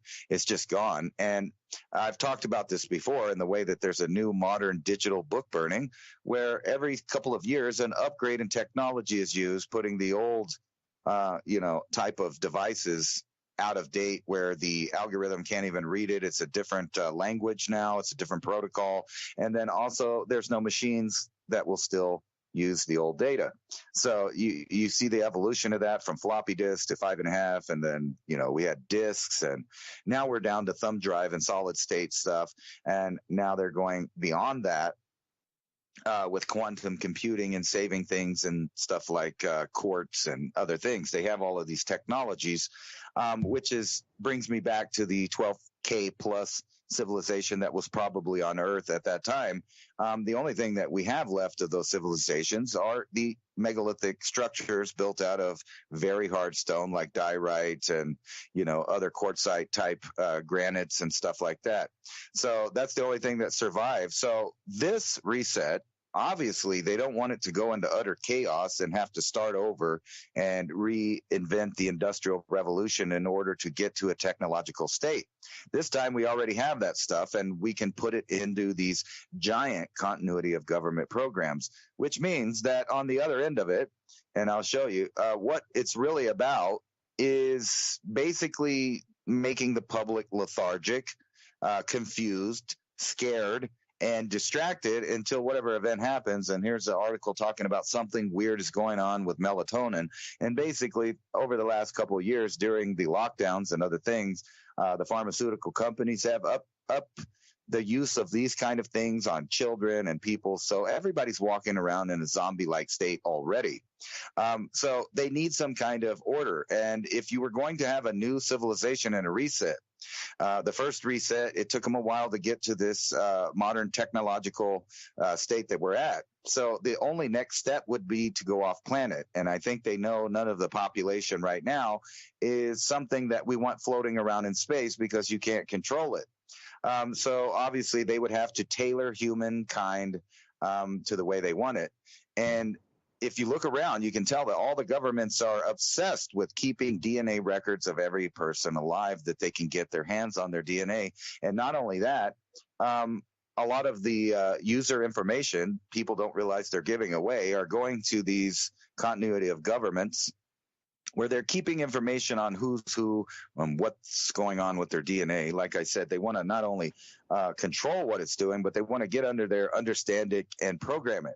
So here's an article. A fertility app shared sensitive user data with Chinese firms. Now, why would Chinese firms want to know about the fertility of other nations? Well, because they're keeping track of the depopulation of the world, and they want to make sure that everybody's playing their equal part. And with the fertility rates going down, you can see that this plan is in progress. So you would have to have a continuity of government that would survive any kind of natural disaster and be able to so to speak, upload a new program to whoever's left.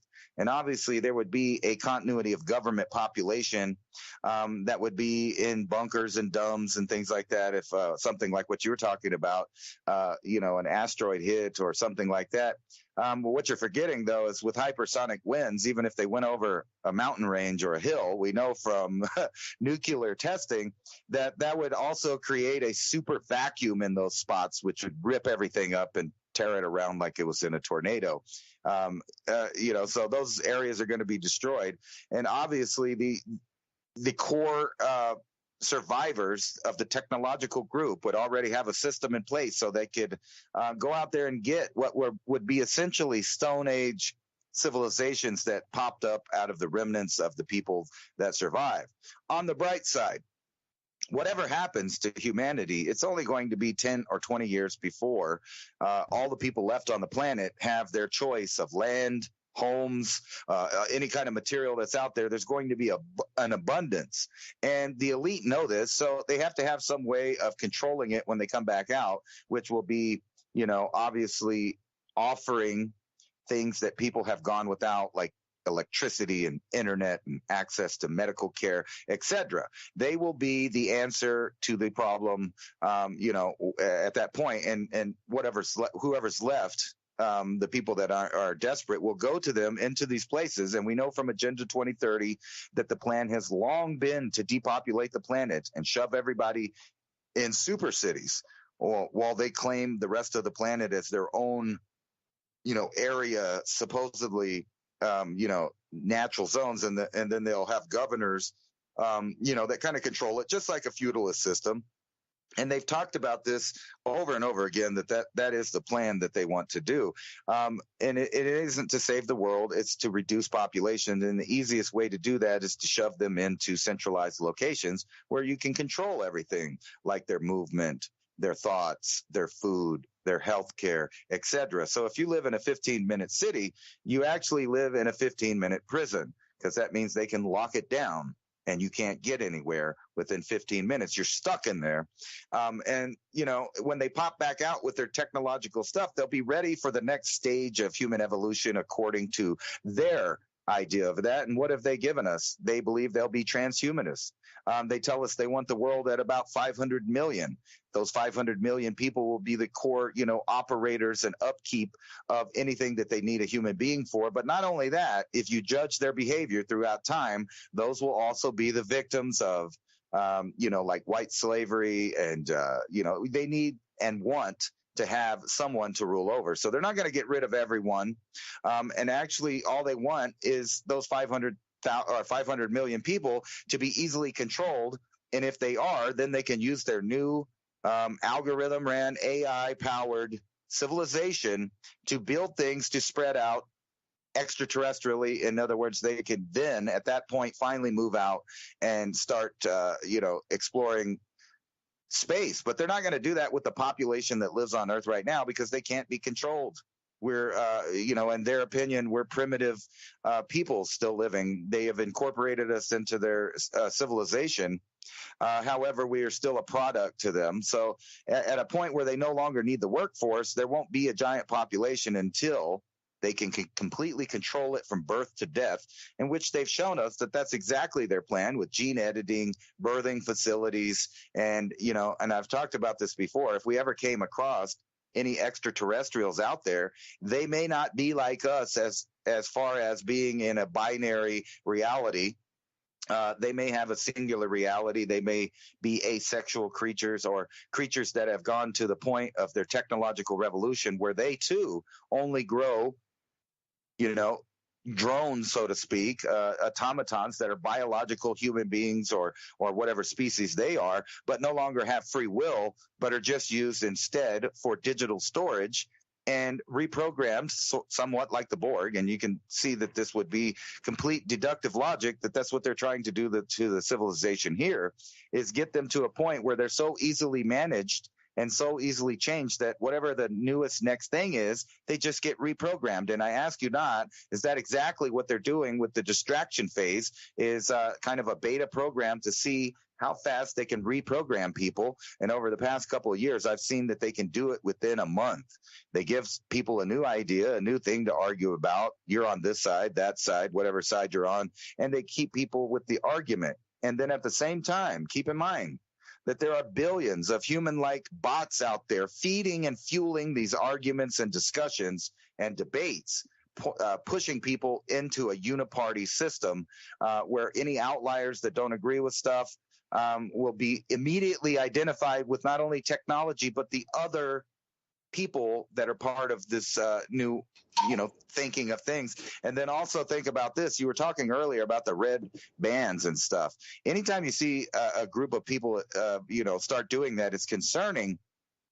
For one, because they're in groupthink. When they're in groupthink, if they're sharing all of the same icons, all of the same opinions, even the way they dress, and this can happen on either side. They can take freedom lovers, people that think they're patriotic and all of that, and give them a uniform. And I ask you not, did they not just do that recently, where everybody put on a red hat and identified themselves? And now we live in a country where the government is going after 50% of the population because they don't agree with some of the stuff that they do, and they're weaponizing artificial intelligence, not only to manipulate people's opinions, ideas, but also steal the very essence of human beings as far as our creativity and our ingenuity. The algorithm that they are creating is a centralized database that incorporates all of humans' ideas, but at the same time controls it. And that's the phase we're going to. And that's the only way I think human beings, or whoever's in control of this planet, would allow any humans off this planet,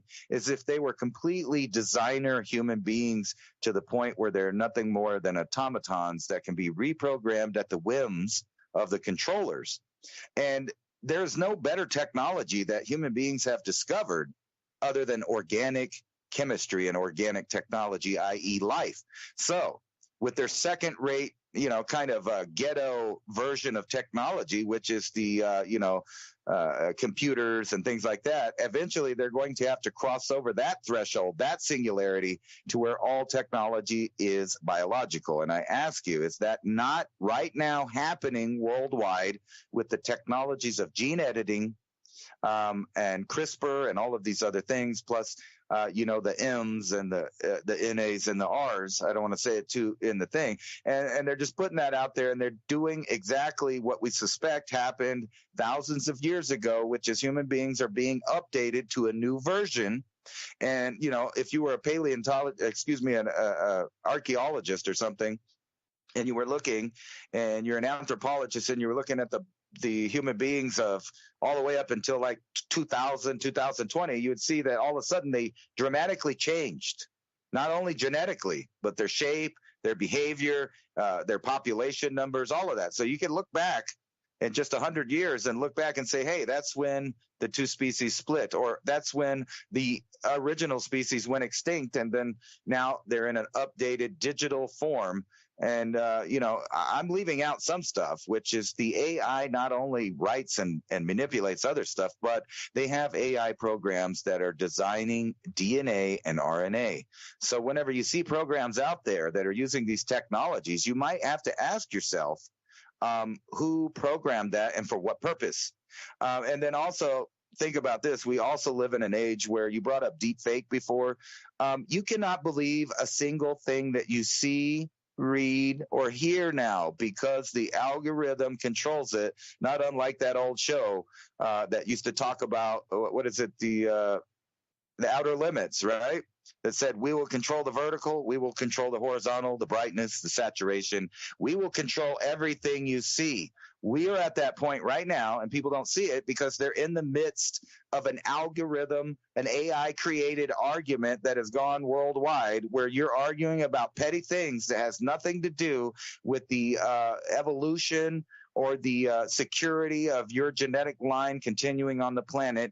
And that all revolves around you controlling your own food. So if you let this giant system get so big that it controls every aspect of everything, you won't be in control of your own life. The only way to do that is to fight this and have a renaissance of our own.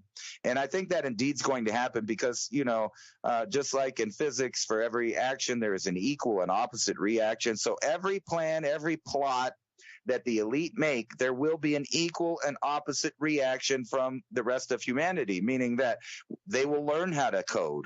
They will learn how to manipulate the machines. And we already do that right now. Think of anything that's ever been invented where someone didn't come along in a few years and manipulate it to get around it. And that's exactly what I've been doing for the past couple of days with these algorithms, is finding ways around the human programmed boundaries that it put on the AI, which tells me the AI is more advanced than they're admitting to. Yeah, I'm wondering why the gorilla is banned. But think about, the whole climate hysteria thing. Come across this article, Utah lawmakers are now planning to increase the state's snow removal budget by $20 million. I mean, nothing says catastrophic global warming like near doubling of a state's snow clearing budget, right? Welcome to the strange world. And nothing says high tech like CRISPR is basically taking a chainsaw to DNA strands. There's nothing precision in there, clipping and snipping. It's like taking a chainsaw to the DNA. It's archaic and barbaric where we sit in these whole, narratives of control. Oh, it's going to heat up. Well, the people are, turning on their heaters in New York and New Hampshire and Vermont as we speak because it is so cold, record cold. And there's something that you might hear on the news for those of you in the Midwest. It's called the pneumonia front. It's when wet, cold temperatures creep into the 30s when we come into this time of the year, nearly June. Rapid air, late cooled air, moisture ridden air that comes down, water chilled air is like the technical term for it, I guess. And there's actually a real name for that. And this occurred during the year without a summer also. It's kind of quirky how everything's matching up. So as we march forward, look for all these cooler temperatures, and how are they going to explain it away? Yosemite's not even going to open part of the roads until at least July because they're still so snow covered in such depths up there, all-time record-breaking snow season. Yeah, you're supposed to believe that the planet's heating up to, some hothouse Venus type of thing, and they can't even, dig the houses out that have collapsed or have been so snow covered from arc storm after arc storm. It's just unbelievable how easily manipulated people are off single issues. There is some hope, though, because climate seems to have dropped below the top 20 for American concerns. But nobody's talking about solar filaments either in a weakened magnetic field. See you next week. Thank you for your spending valuable time with Ransom and I tonight. Leave your comments below and let's continue the conversation. Until next week. Thank you for listening.